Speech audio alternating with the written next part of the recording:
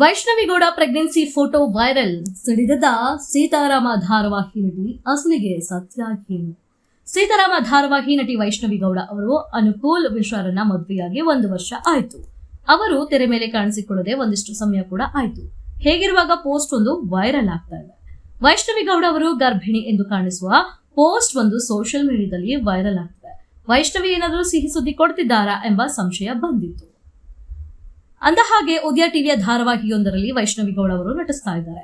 ಈ ಸೀರಿಯಲ್ ನಲ್ಲಿ ಕೃತಿಕಾ ರವೀಂದ್ರ ಕೂಡ ಇದ್ದಾರೆ ಎನ್ನಲಾಗ್ತಿದೆ. ಈ ಸೀರಿಯಲ್ ಪ್ರೊಮೋ ಆಗಲಿ ಅಪ್ಡೇಟ್ಸ್ ಆಗಲಿ ಏನೂ ಬಂದಿಲ್ಲ.